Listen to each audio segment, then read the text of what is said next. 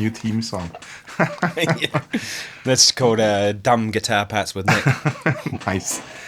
Okay, so welcome to episode 17 now of our regular Guitar Hangs. Nick Granville in Wellington, myself in Auckland, and we're catching up after maybe a little less than a week. So, fill us in. What have you been up to? We're back on schedule, aren't we? Yeah. We've done two weeks in a row. There we go. Which is a miracle for us. So, it's been really quiet actually. There hasn't been a lot of gigs, but I've got a couple of things coming up. But yeah, it's been surprising. I mean, normally it slows down with winter. That's kind of to be expected. Yeah. But I think the massive job cuts in the government sector in Wellington, which is a large part of Wellington, is really having its effect right now. Everyone I've spoken to has been quiet. Even Darren Mathiasen, who's the busiest guy around, was saying, yeah, it's been quiet for him. Yeah. So, but I've been doing my daily YouTube stuff and some teaching. Got some students, which are all really great students. Ridley Sheehan, as we've talked about. Oh, nice. Another kid, James, that I teach, who's like a real gun guitar player.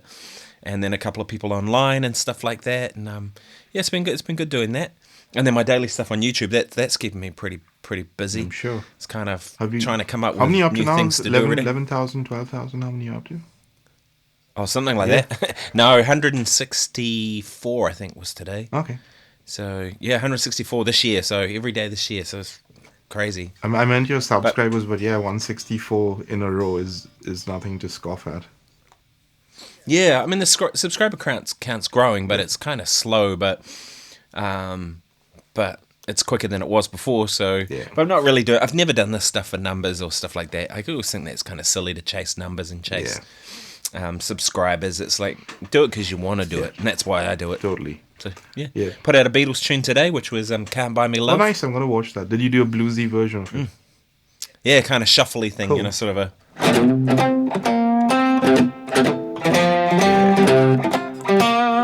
Nice. That sort of vibe, you know what I mean, and which is great fun. Kind of feels like that tune should have always been a blues, right? The melody's kind of like a blues. Totally. So I mean, it's funny how much of a blues influence I got from the Beatles in the first place, That kind of got me seeking outside their music and, where did that come from? A lot of R&B. I think they were huge fans of that music. And I think also Liverpool being a port town, all those sailors kept landing from America with, records and stuff so they could actually get their hands on that music, which is just pretty cool. and they were into jazz too, like they often employed jazz chords, and orchestral music and all kinds of stuff. So They was all the augmented and diminished chords that they would use. They think they would get like a little extra kick over you, and they would call them the naughty chords. yeah. Well, they kind of are, right? Yeah. They're the chords that make the song sound expensive. Yeah. That's what a friend of mine says. Make it sound expensive. What about you? What's been happening? I had my friend Johnny come over earlier this week. We shot a couple of quick jams. I told him I've got this new camera set up, so he was keen. So yeah, a couple of them turned out really nicely. So I have to just edit them and pop them up on YouTube, and then maybe chop them down for Instagram. People's attention spans are lower there, so you have to make these little 30-second clips or something like that. But yeah, it'll be fun to post them out. It was good fun because I kind of just kept everything set up. I told him because every time he comes he brings this giant pedal board and we have good fun plugging in stuff. I said don't bother with all that, just plug straight into my amp, and I'm going to plug straight into another amp and just see what happens. So it was one of those just boom, never know what happens, and then it turned out pretty well. So yeah, I'll edit those and put those out. We got some questions from Instagram. That seems to be a little more active than the YouTube comments section. So, although saying that, I found 2 YouTube comments that we never addressed. Oh, really? Hey, Nick and Warren, as someone who is just beginning to play live in smaller venues alongside singer-songwriters, what would be the gear recommendations? I don't think we answered this, did we? No. An amp modeler like the Fractal Audio stuff, or a combo like the newer Boss Katana series? I would say, are you playing with a drummer or are you playing without a drummer? Because that makes a bit of a difference. So if you're not playing with a drummer, you are matching the volume acoustically of the singer. So you can pretty much be at talking level if you have to. Excuse me. But if you are playing with a drummer, then you pretty much want to hear yourself above the acoustic volume of the drums. Now it depends. Is it a loud drummer? Or is it someone tasteful who can, play softly if need be? Because not all venues are built for bam bam boom boom. So usually I'm guessing with a singer songwriter, it wouldn't really be a terribly loud set of drums that you're having to compete with. Um, you could do something like what I normally do, which is run the HX direct into the front of house for the main guitar sound. But I always have a little tube combo sitting at the back that is just for me to listen to, and it also makes me feel good. It makes the guitar sound like I want to hear. I hate listening to it from a wedge or from in ears, God forbid. So having that on stage Agree. then lets me just match the volume of the drums or whatever's going on acoustically. And also, should the amp die, at least I have something going to front of house as a second set of inputs, which has happened, I think maybe a couple of times over maybe a few years. But still, it's good to have a backup there. So at least that's my way of looking at that. Yeah, I would. I don't know that I'd suggest anybody starting out to get started on any modeling gear, because the hard thing with modeling gear is you have all these options, and you get a bit of option paralysis where you don't know where to start and what to do. And also, too, I think if you haven't got an idea in your mind of what a good guitar tone is, you're not going to find it from a modeler. So I would start with a little combo amp or something that's, like those Fender Blues Juniors are a really good sort of beginner, no, not even really beginner. Hmm. I've seen pros Yeah. use them, pro level amp that sounds really good, and that'll give you a good idea of what a clean sound is. If you're playing with singer songwriters, like Warren said, you're probably going to be playing, could even be just acoustic guitar and then you playing electric, or it could be, maybe it's unlikely to be a loud gig, right, on those sorts of Hmm. things. So therefore, Blues Junior is probably going to get you in a good Yeah. ballpark. If it needs to be a little louder than that, then maybe a deluxe or something like that. But even then, but I think a good little Fender tube amp is a great place to Yeah. start for playing live. And and they've got reverb on them, so you can maybe even a tube screamer into it or something like that to get you started. I think that's a good place to go. Now, if you have to have a silent stage, that's a different story. A lot of gigs now are sort of going that way, especially in the UK. When I was there, was sort of frowned upon to bring an amp to a lot of gigs. Everyone was using their Kempers and having to go, because Kempers are really popular there, having to go through the front of house and just go direct and use your in-ears.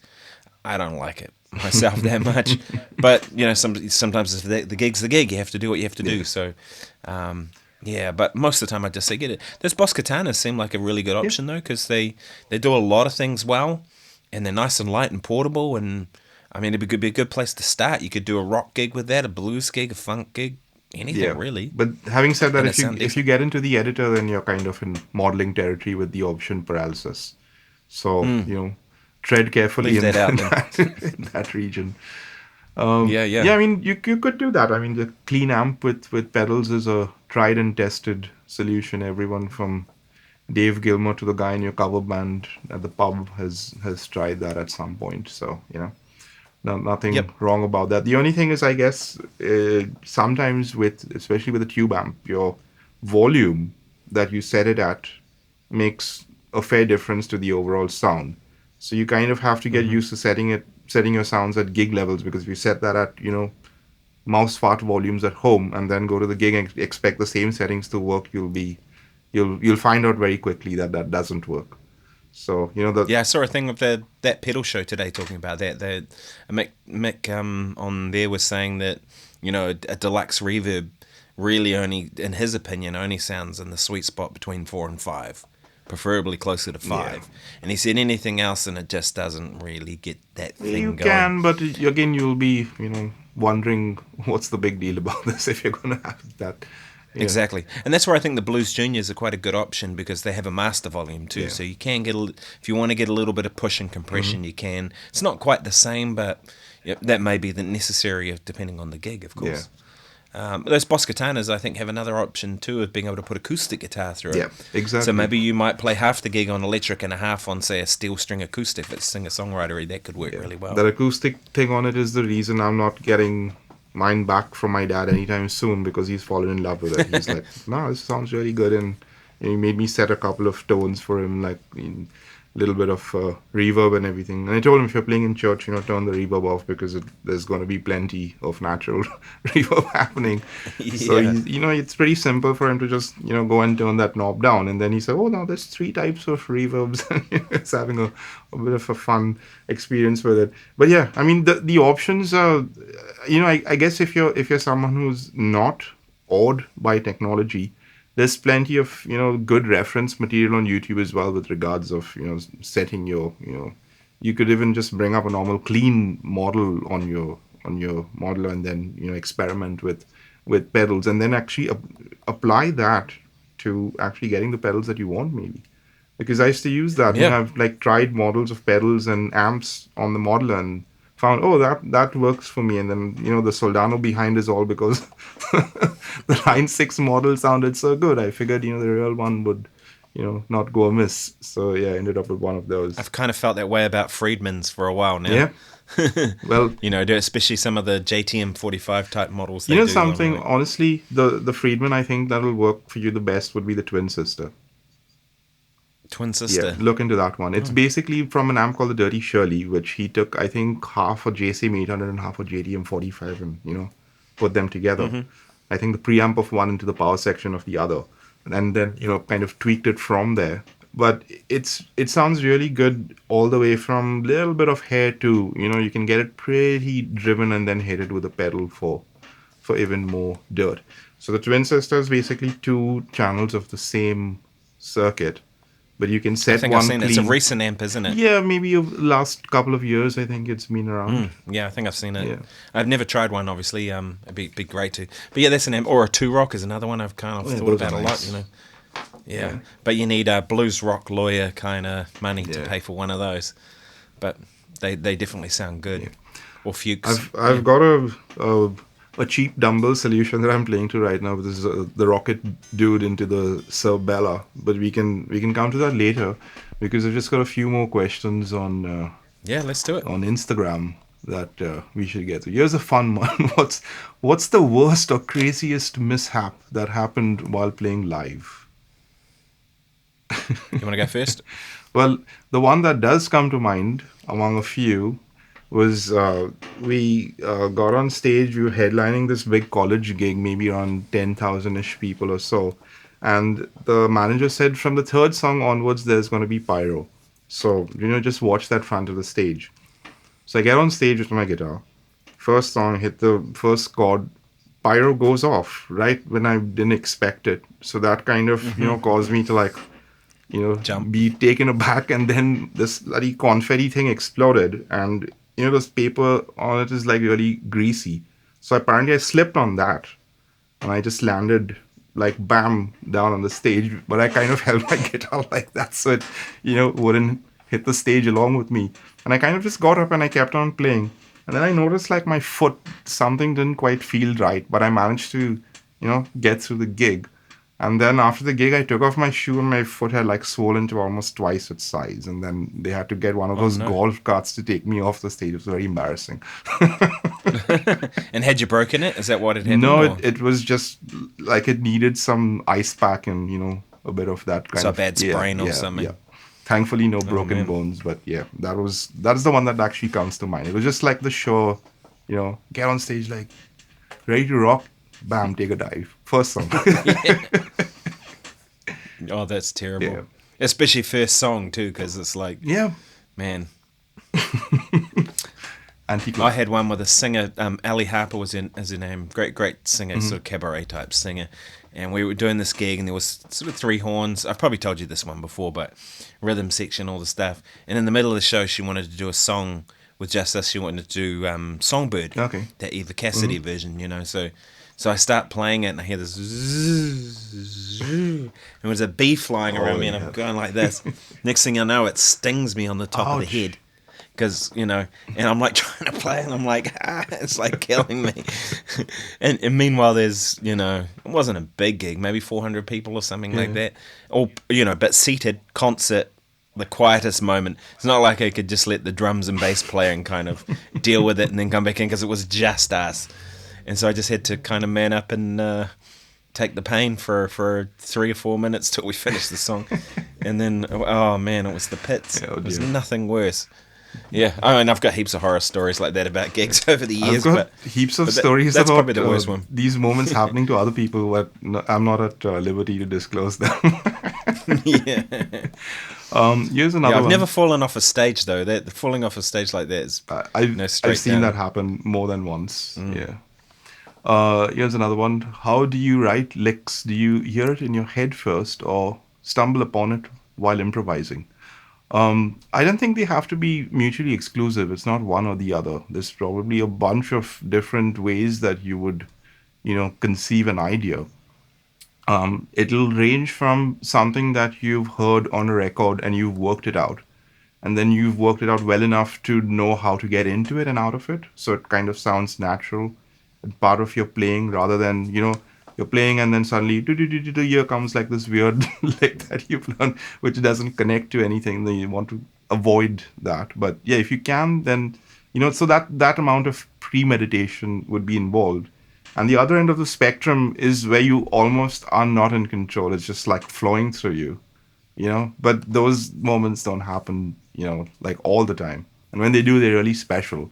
And kind of, if you like, especially if you hear yourself recorded and you listen to it back and you're like, how the hell did I do that? It doesn't seem like, you actually, part of that process that much.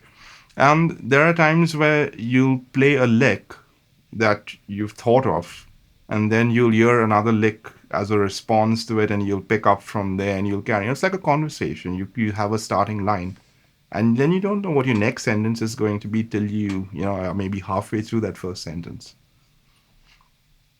Yeah, that's great advice. I'd agree with all of that for sure. I think the thing for me is, I don't. When I learn licks off records and stuff, I'm less interested in the lick itself, and I'm more interested in kind of the construction of it and what makes it kind of work. Like, what's the concept that's going on here? Because I can lift the notes from the lick and then play it, and maybe I'll go.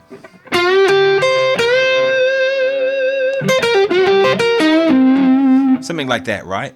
But to me, the more important thing out of something like that is to go, well, it's pentatonic, and it's kind of bending up to the fifth to start, and then it's finishing on the root. Okay, so now I can go. And so I bent up to the fifth, and I finished on the root in the same kind of way, but I had my own thing now instead of the thing. I think that's where a lot of my licks come from, is just kind of taking the concept and developing the concept of those licks to be able to use them and make my own music. And a lot of times too, I agree. I don't contrive anything I do. I try and be completely open when I play and just go with the moment. Because I'll work on some cool lick and then I go and try and play it on the gig, and maybe the drummer plays a fill that crashes right across your lick, and they totally kill it. And then you're like, well, my idea sucks now. It doesn't work. Yeah. And the better thing to do is, if I'm reacting to what they're doing, I might hear that fill, and then maybe I kind of hit a big bend on the end of the drummer's fill. Mm-hmm. Now our things match up together, Yep. and that's kind of why I like to keep a real open book on That's a playing very good instead point, of, because you're not playing in a vacuum. You're always, especially if you're not playing a solo guitar performance, you're always reacting to, your drummer and bassist. And more importantly, you're at the mercy of the drummer and bassist for most of it, because they Yeah. can make you sound like an idiot very quickly, no matter how skilled and, prepared you are. So Or the yeah, singer, right? How many times have you had a singer come and crashing on your yep, solo, right? Yeah, it's meant to be 16 that's, bars. The singer heard 8, and they come in and they go crash there right goes on your the, solo. and there goes your solo. You got to wrap it up, and that's totally fine. If it's their gig, Yeah, sometimes that yeah. happens, right? But yeah, I mean, very often you're listening constantly to what's going on around you, and hopefully reacting in real time to that. Here's an interesting experiment. Like, let's take A minor blues. You play a line, and I'll see like if I can counter to that. Yeah. Sure. Okay, take two.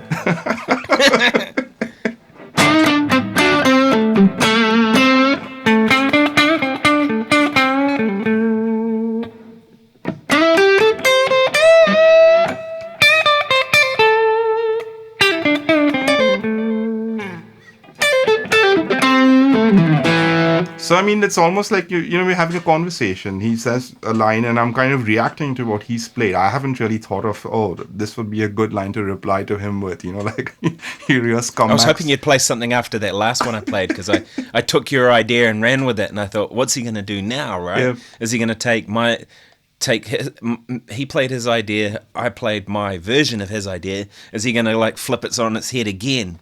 You know what I mean? Because that could have been something.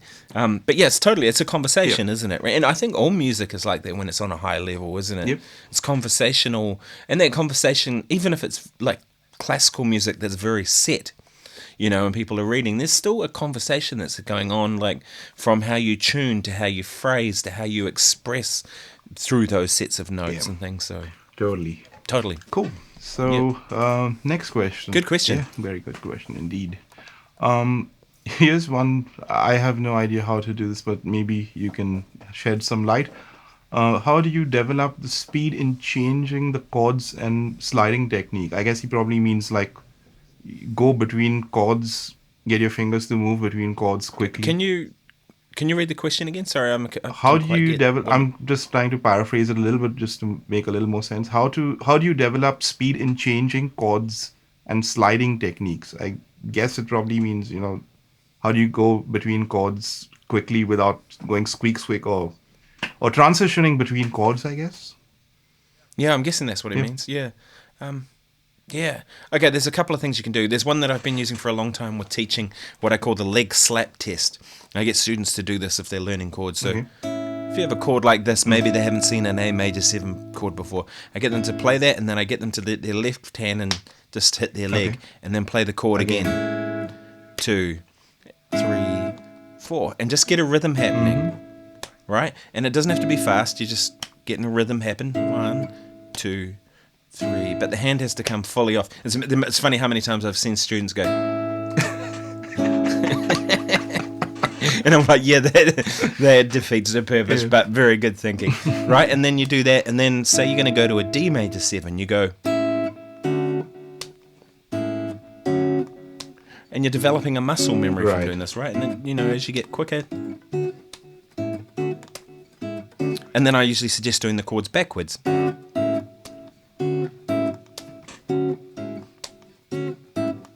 And never play the chord until you've got it perfect. Like at first it might be a case of going right and then do the leg and then going. But the old saying, practice makes perfect. Well, it doesn't. You practice something wrong, you just have more wrong. So what we want to do is to have like perfect chord before we play anything, and then the leg comes down. It's not about speed, it's about accuracy to start with, and then speed will be a byproduct of doing everything right. And then what I found with people doing that exercise, going between the two chords, or even 3 or 4 or whatever, and with the leg slap in between, is your fingers now know where to go. Yeah. It's not a thought process. It's because thinking is the enemy of doing anything. As soon as you have to think, it's like it's not going to happen. So it needs to be an automatic thing. So that's one technique I've done with students that works. My dad showed me, like, when I was just starting to go like between G and C, for example, I used to kind of be strumming with the right hand going, and then I would stop the whole thing and then change the chord and resume strumming. He said, don't stop the right hand, keep the right hand going. I said, yeah, but then, like, while I'm changing chords, I'm going to get some, horrible. He's saying, yeah, that horrible sound is going to force you to actually, practice it and get it better. So I wanted to go. So I would go. So I could actually hear the lag in how long it took me to. But even that works though, doesn't it? Right? If you go, yeah, exactly. it still works because as long as you hit beat 1 and the open strings are in the key. More importantly, your right hand gets to practice as well without it having to wait. And you'll tidy up the messiness, won't you, over time? That's a really good exercise. Yeah. Your dad's onto it. He must have done something right. Here's another one. Can you please suggest some songs for intermediate guitarists who want to learn how to write solos? What do you reckon? I would say, like, there's heaps of stuff in a lot of the Beatles stuff because those solos are like part of the Yeah. song. Queen, there's some great guitar solos there. Undoubtedly. Yeah, just well constructed solos. Let me think. All the David classic ones Gilmour. like Gary Moore, even Hotel California. That's like an immaculately written. All the Eagle stuff, man. Like all the Don Felder solos, you can hear there's some thought that's gone into it. Just like winging it off the I think Gilmour does actually, a lot of his solos are set, like pumped. they're Yep. not improvised, Not a lot of them, but some of them, I should say. And apparently what he does is he sings them before he plays them to try and, when he's coming up with the ideas. Yeah. And he kind of believes that they're a set thing once they're, you know, I mean, Wish You Were Here, right? You have to play that original solo at the beginning. You can't just wing your own one. It's got to be Yeah. that. Like you said, Hotel California, you cannot play Hotel California and bust your own solo. You have to play that solo. Yeah. So those are the ones to learn. The ones that are immovable. Yeah. They need to be there. Yeah, I'd agree. Queen is a really good one because, man, those are some of the greatest guitar solos ever. Yeah. Right? And I was just talking to Without my a doubt. friend the other day, like all the entry to his solos, like there's some epic shit going on. Like, Don't Stop Me Now, like where it comes and it goes like straight into the guitar solo. Or Play the Game or something, just where there goes all this noise happening before the solo and then it just comes in very majestically, like, oh, now here comes the best part of the song or whatever. So that's the singing thing is really cool because that's what I used to do in my first band. I was like hopeless at coming up with improv solos. So I would actually make a little cassette of the chord changes and I would keep on humming stuff. And every time I had a good line, I would record it and then I would kind of just stitch like and then sing the previous line which I just recorded and then try and come up with the following line. So that kind of worked really well because I wasn't limited by what my fingers could do. In fact, I was pushing my fingers to do things that they couldn't do because I was humming them out. And speaking of Gilmour, I think he said at the end of Comfortably Numb, that outro solo, he did like 6 passes. And then he listened back to each pass and he made a little chart saying, oh, these are the good bars and these bars are naff. And then he kind of had the whole chart up on the studio. And then he had his fingers on 6 faders. And based on, which part of the solo he thought were good, he, would flick the faders up and down. And Oh, then once that was to bring the done, next one up. once that pass was done, he would then memorize what he had, played and then play the whole thing in one pass, which is kind of cool. Did you see that Lee was Ritenour gonna- interview with? Yeah, Where they called him- I couldn't believe that he actually played the. Gilmour was stuck on how to finish that The outro of the wall or something. brick in the Yeah. wall, brick in the wall solo, and so they got Lee Ritenour in to come in and improvise a solo, and then Gilmour used that for ideas. He didn't copy it, but he and I was like, that's crazy. That's what I'm going to do the next album, I think. I'm going to like send you, Nick, can you just play something on this? It's funny you said that's happened to me before, actually. When I was at music school, someone who will remain Unnamed, unnamed got me in to come and play a solo on one of his records, Oh, yeah. that he was doing for the end of the year. And then when it came out, it was released, and I was like, oh, let's hear that track, because I knew I'd played the song. And he goes, no, I don't want to play it. No, I don't want to hear it. Don't like hearing my music. And I was like, come on, man. Anyway, I heard it later. And he had replaced my solo with his solo. But there were 4 key licks that he played my licks in place of his solo. And I was like, man, that's plagiarism. Come on. Especially as it was for a music school degree. I was like, Well, whatever. I probably stole those licks from someone else anyway. So at least Lee Ritenour got paid, right? yeah, exactly. I think a couple more questions and... Oh no, this is the last question in this list because someone's asked when my next album is due. There's no answer to that. What advice would you give to someone who wants to improve their phrasing? Don't listen only to guitar players. You could learn phrasing from drummers, from saxophonists, from singers, from any instrument actually, from bass players even, believe it or not. So phrasing is basically down to the rhythm of, what you're playing primarily. And then all you're doing is putting good notes to those rhythms. And then, but the thing is to also look at it as a language. So very often what I play is very close to like speech patterns. I don't really play anything that's too far removed from how I would sing it or how I would speak. So it's very rare that I'm constantly going like, a whole series of 16th notes or something. I wouldn't sustain that for anything probably longer than a bar or a couple of bars at the most. I wouldn't base an entire part of a solo on that, let alone, an entire solo. But it's cool to kind of break those speech patterns up with a little bit of like an arpeggio here, or like you're coming into a note, for example, which you want to sustain. It's nice to have a flurry of notes coming into that works quite well. But on the whole, like, where the each phrase that you play is related to the one that comes before it. It's taking off from that. So as you build and build and build, there is a link between all those lines, and then at one point you kind of complete a paragraph, and then you're on to the next idea. If you've got the luxury of that many bars, so you'd finish like one thing, like, especially if you're like jamming in a one chord vamp kind of a thing. You'll finish like an idea, and then you'll go off onto the next idea, and then you'll build that up to a bit, and then so then while you're doing this, the rest of the band is reacting to that, and you're reacting to them as well. So you know again, coming back to that conversation thing that we spoke about earlier, is very often there's phrases that the drummer plays that I'll latch on to, and vice versa. The bass player may play a line, oh, that's cool, and I'll respond to that in some way. Especially, or if you have a keyboard player, for example, some like a chord change that they would do.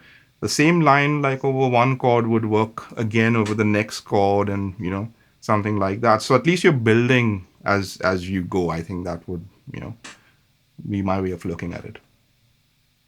Yeah, totally. The only thing I was going to say, and you actually already said it, was one of the big things that destroys a lot of guitar players' phrasing is overplaying. Playing too many notes and not letting things breathe, because it's got to be like you said, like speaking. And there is one thing, an exercise you can do. I found this useful with a lot of students too. Is like if you take something like, I'm going to play an idea like. Right? You play an idea like that, and then picture someone else playing something back to you. Mm-hmm. So maybe it might be I went and then they might go bum, and then I might go,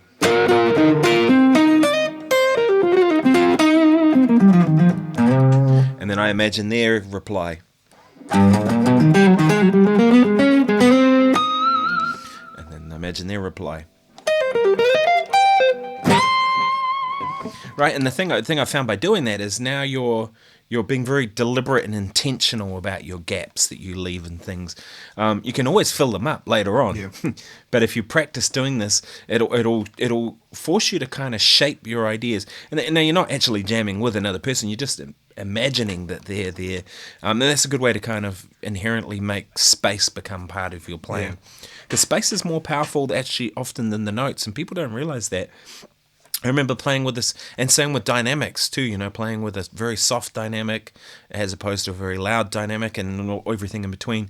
I remember playing a gig with this harmonica player, and there was these two ladies in the front row, older ladies who were probably, it was like they were having a good old catch up. They hadn't seen each other for a long time probably, and they were sitting in the front of the gig at this little cafe gig, and they were just like rah, rah, rah, rah, at each other, and the blues harmonica player was getting so annoyed. A guy called Neil Billington, who you probably know, he was getting so annoyed, and he was playing louder and louder and louder, and then he just, at one point, he was like, he looked around at me and he was just like, I wish they would shut up, because they were really loud, and he just kept getting louder and louder, and I said, let's throw it over to me, I got it, and just, so what I did was I brought the band down to a complete whisper, and we came down, and I'm like, and these two women both went, and they quieted right down. And I was like, if you just play, I said to him, if you play louder, they're going to play louder, right? And the effect of bringing it down meant that they realized how loud they were, but it got their attention, right? And that's the thing with dynamics do that. And dynamics are a big part of phrasing too, is that the way you dynamically shape things. I hear a lot of guitar players who do things like,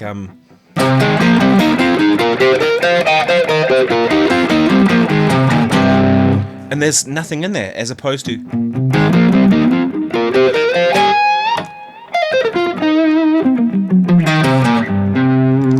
you said there's like a shape and an arc, like I was trying to build it, and I was trying to, probably not the best example, but the idea that the dynamic gave it a shape. Like I started softer, got louder, and then there were a couple of accented notes in Yeah. there. Do you know what I mean? So yeah, that's probably, and like you said, listen to singers. That's a Yeah. really good one. Yeah, Singers, I think teach you how to also, phrase. like, when I was learning, especially coming back to the Beatles stuff, when I would learn the guitar solos, I'd also learn the vocal melody to play the vocal melodies on guitar. And I mean, just like very, cool melodies. And very often, a lot of what I play, you can hear vocal melodies, something I've heard a singer sing come across Excuse me. in the phrase. And it's not only because you keep on learning licks of guitar players, you'll, I don't know, just always sound like another guitar player. That's the thing. So you kind of have to just widen your net. I guess you'll catch a lot more fish that way.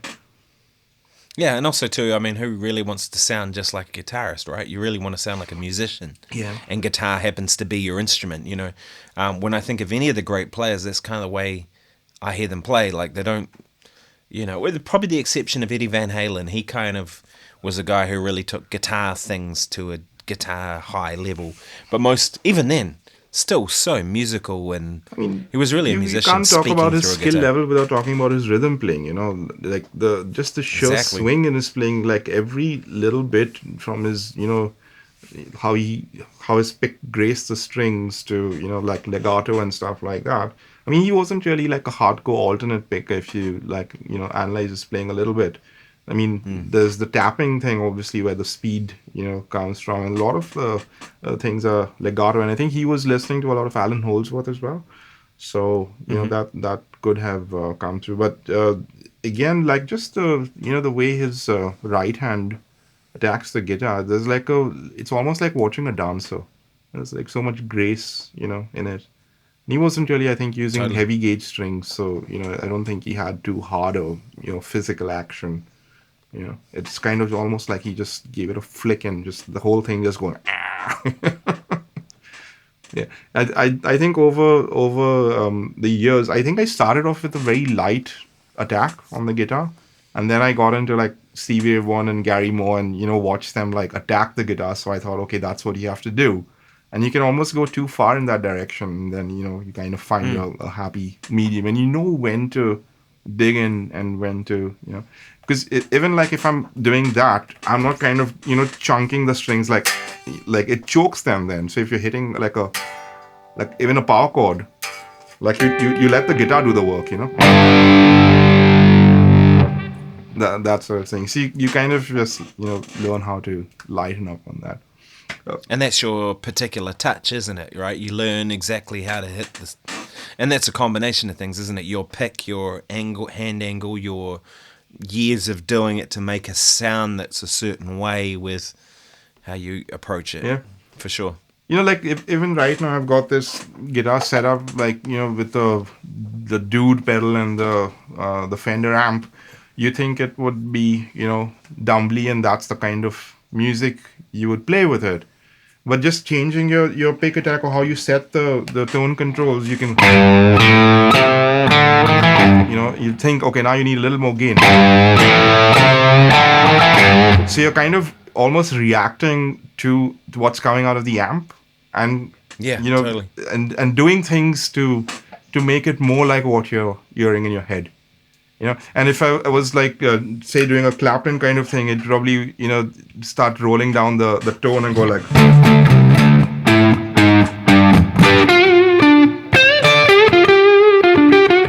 or like more like that Jimmy Page kind of something like that. It's all like down to how you hit it and where you've got these set. It's nothing to do with how the amp set, for example. And then like even like say you want something a bit more like say fusiony. It kind of like, and then maybe the other way, turn that up and that guy down like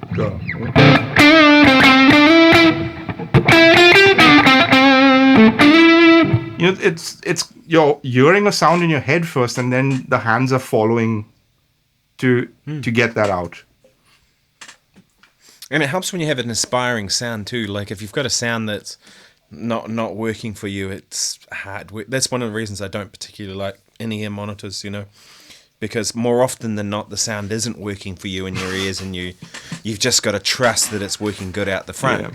But but if it's not inspiring to you, it's very hard to try and. I mean, you know what to do because you've been doing it for long enough. But when you've got a sound that's really inspiring, it's like the music stands a chance of going to another level. Yeah. Do you know what I mean? It doesn't necessarily mean it's going to, but I find that, and that's why I'm willing to like you. Even on a gig where I'm using a modeler, I still want to have some kind of monitoring for me so that I can have control on making it good for me. And maybe the audience doesn't even notice that or even hear it at all. They might not hear, but that inspires how I play, Yeah. and that is what reaches them. Yeah. So, Here's sure. another thing I found as well, like especially if you're playing in a dense environment, you definitely have to have like one solo patch which has got a bit of a boost pre-programmed, into it. And I normally Yep. like, especially with a heavy distortion sound, I'd have a different one like when the singers were singing, which had all the mid-range, especially where their voices had their mid-range peaks. I'd take all that mid-range out and I'd kind of voice it so it wouldn't never get in the way. Because the first thing is like you start fighting with the voice with your guitar sound, the guy's gonna pull your fader down. Turn you down. So you Exactly. kind of want him to have your faders at a certain point throughout the gig, and then you control where the guitar pops out and where it takes a back seat. So I kind of do all that heavy lifting so he doesn't have to. He's got a million other Yeah, I never things. rely on sound people He's got a anymore to million turn other you up for things to think solos. about, like his drums and vocals. It's like they love working on those. So, Or they're keeping up their online presence. Right? How many times have you seen a sound man and they're sitting there on their phone and you're going, can we sort out the monitors? And they're like, well, thankfully, most of the ones I've worked with recently have been on the good side with regards to that. But yeah, so yeah, you same. basically, you kind of have to understand where your guitar sits in the entire mix. Now, if it's just a power trio, it's just guitar, bass, and drums. You're golden because that guitar is not fighting with a bunch of other mid-range instruments. The bass is mostly out of your way unless maybe they step on a drive pedal or something like that. But even then, like those bass drives, they kind of voiced very differently from. They're a little more full Mm. range sounding, I would think. But also like the drums, like the cymbals, all that, those frequencies, they kind of do not really get in the way of your guitar sound, maybe like the really top end, the fizzy bits. But even those are the bits that, you, sometimes actually you could think that your guitar sounds a little bit too bright or too harsh. And then once the drums come in, it's fine. Totally. Yeah, the sounds that I use live are often brighter than the sounds I use at home when I'm just practicing or playing. And I've gotten used to that now because now when I'm at home, often I do just keep the same sounds, but they're quite a bit brighter than and because you need that cut, on a gig. It's not gonna, if it doesn't have enough brightness, it's just not gonna cut through. And Yeah. yeah, it's an interesting thing about frequency. Like I remember talking to Warren Maxwell about that with Trinity Mm-hmm. Roots, because originally I think it was just keys, bass, and drums, and he was playing Fender Rhodes. Yeah, I'm pretty sure that was the lineup.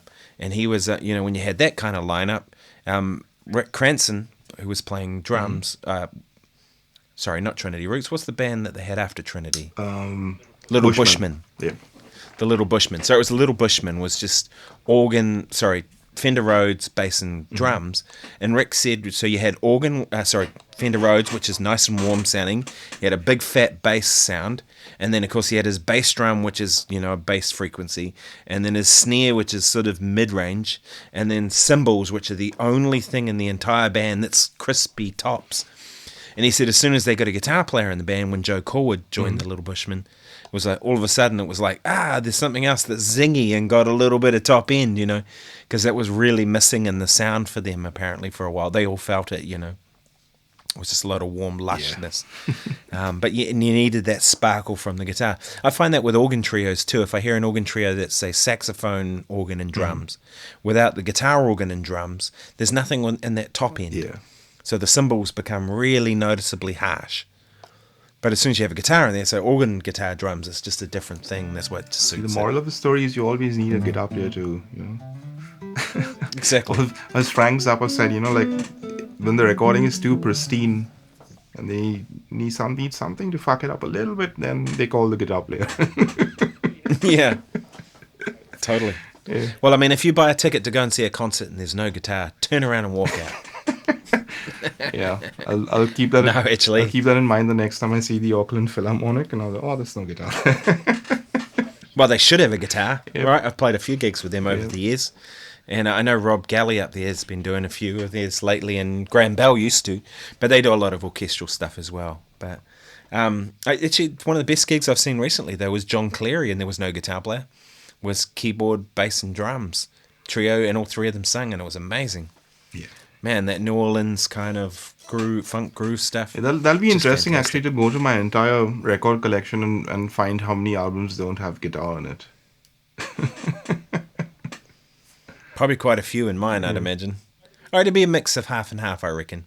Yeah, I think me it's Yeah. probably like 70-30. I mean, I love the sound of guitar, so I'm a little partial to those. But I mean, also like I think my predominant musical influences come from a time where the guitar was, the predominant Yeah. instrument. So Yeah, definitely. or how they told the Beatles guitar bands are on the way out. Remember when they went to audition at Decca? It's always interesting. Isn't it funny how they didn't get signed by that guy in the beginning and things like that, and same with the Police when they didn't get signed because the guy said, well, nobody's going to like a band called the Police. Everybody hates the Police. The real life Police. So they were like, okay, and they went somewhere else, or maybe they put it out themselves, whatever they did. Something like 7 number 1 singles on their first album. And that guy's probably kicking himself now going, oh, damn it. Apparently, when Could have been the Police played in Mumbai in I think 1980, it was probably the first gig I ever saw. So they were booked by this ladies' charitable organization who initially thought they were booking the Police band from the UK.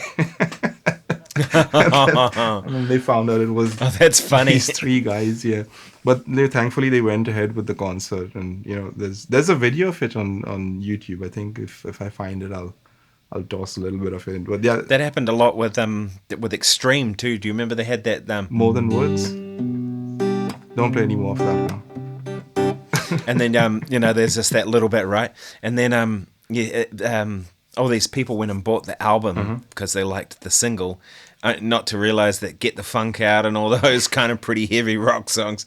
And apparently a lot of them took the album back, going, it's too heavy for me. Yeah. A lot of old ladies or whatever.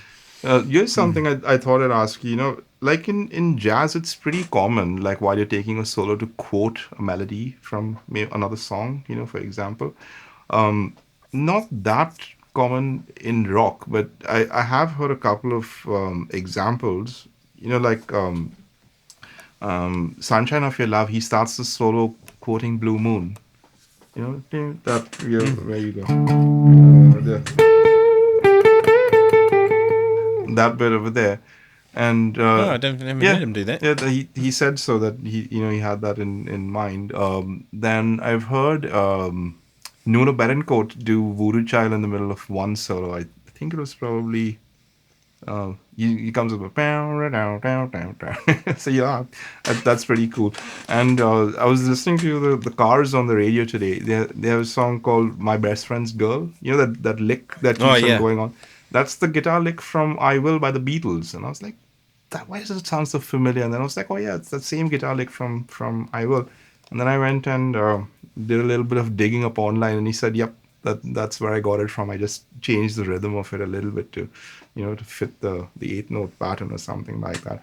But it's kind of funny. You think, I don't know if you've kind of heard any more experiences of that sort of thing. Yeah, not so much in the rock world, but you're right. It definitely is a part of the jazz thing that I don't know why that is, like where that kind of came from. Referencing other tunes over other things. Yeah. And apparently, there's something called the lick, which everyone talks about. Do you know what that is? Is that what it is? It's one it's been played so many times that it's a lick that people that had it's been used 10,000 times. Okay. People, it's just a little bit of. It's kind of the equivalent of. I was gonna say, yeah, there's quite a few of those cliches and the blues. Yeah, exactly. It's kind of the equivalent of that. And so when it's become a thing, and now in the internet age, people have been putting videos together where they grab that little snippet of the lick and they put these videos together of like 50 different people playing it, all back to back. Right. So it's become a thing, and occasionally now you'll see some dumbass student think they're funny to quote the lick, and they kind of all look around and go, "Did you guys see what I Oh, just it's like did?" an inside joke And kind you're of like, thing. yeah, but it's not even funny. You know what I mean? It's like, give me a break. I saw someone do it the other day, and I was just like, Okay, so it's become like don't play Stairway to Heaven or something like that. yeah, or it's become like you know, don't do those. Which is funny. I was thinking about that today actually too. I was listening to Steve Lukather's interview with Rick Beato, which I've actually heard before, but my phone was on autoplay when I was in the garage tidying up the garage, and so autoplayed through a few videos and then got to that one. I just left it on, and but he was talking about the finger tapping thing with Eddie Van Halen, and I thought, who does finger tapping now? Like it's like you just don't really do it, right? If I was to go and do that sort of stuff, it would kind of be, I don't know. It's sort of one of those things that you just don't really do it, do you? Like, who does finger tapping? Do you know what I mean? I think with the whole advent of grunge and the '90s alternative thing, it kind of just went out of style completely. Like that's frowned upon or whatever, along with chorus and or pinch harmonics or something like that. But that stuff's come back in a lot of ways, hasn't it? Right. It all goes down. And yet the finger tapping thing hasn't. Right. I don't just see people doing that now. Like it's sort of a thing that's sort of been, going. That's Eddie's thing. He was a genius. He's brilliant. And then everyone else is just going. Kind of like I kind of feel that way a bit about wah wah too. If you were to put a wah wah on and just do, I'll see if I can find this out. Yeah. Yeah. Then all of a sudden it puts your music in an era and a style, and that's sort of not a done thing so much anymore. Yeah. I mean, I've still been asked to do it a couple of times, like do the Waka Chuka thing. So I think there was a lot of 70s Bollywood stuff that used it as well. So it's kind of almost like, retro, whatever. It's a little... I've had a similar thing, like where it's almost like in a theatre show, they'll say, "Oh, can you do that?" Or but it seems to be almost a novelty rather than like you'd go out and see a gig, and like Andy Summers is playing right in Wellington, September, I think. October, I saw it advertised. October is it? And do you think he's going to play finger tapping? Is he going to play wah wah? No, it doesn't mean that he can't, but you just wouldn't see someone at a gig doing those sorts of things anymore. I just know why it's he was like the that. other 80s guitarist. and for men, he will have a chorus sound there. Very often I think what I thought initially was chorus on that Police song were the Electric Mistress flanger, and sometimes he would use them in combination with each other.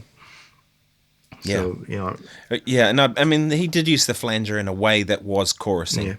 Because chorusing and flanging are Very both similar. kind of in similar modulation.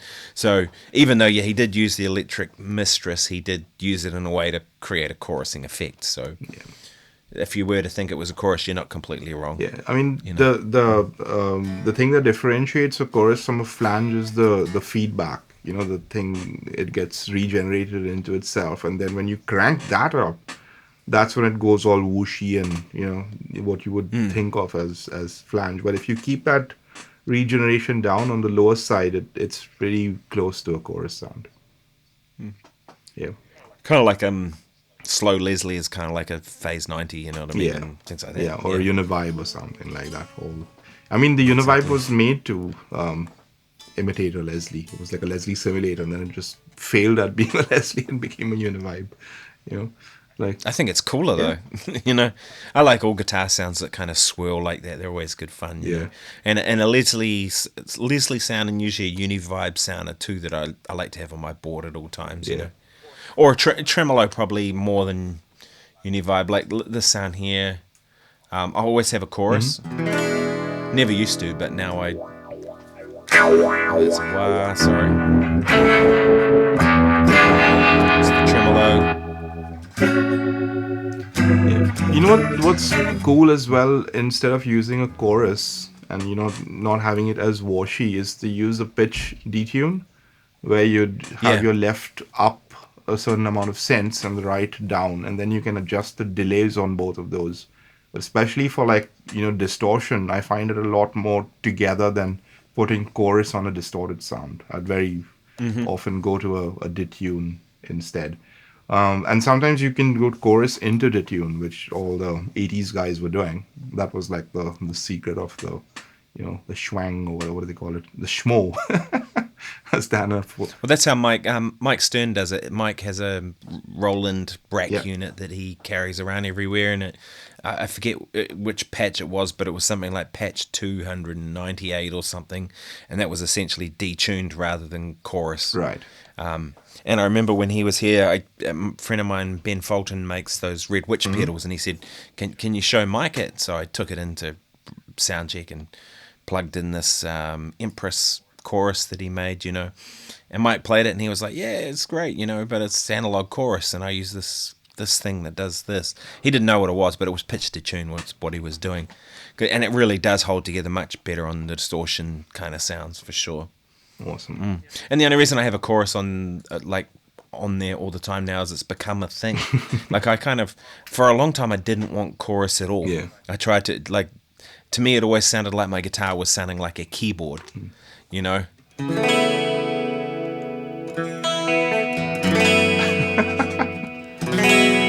You could be fooled for thinking that was some kind of keyboard, Yeah. right, with that sort of sound. But it's become a thing, like that whole retro 80s, 90s There's a sound. few songs you can't play without chorus, like the start of "Come as You Are" or "Blush." Even though that was the 90s, there was still some chorus going on there. Looks like we've Definitely. run close to an hour, so maybe we should call it Yeah, we're at it now. for tonight. And thank you for your questions, people. Yeah. It's we really appreciate that. And, Keeps us on our toes. one of the questions almost got answered twice, Yeah. so there you go. Sweet. Cool. Lovely seeing you, Nick. We'll catch each other soon. See you guys. All right. Bye bye. See you guys.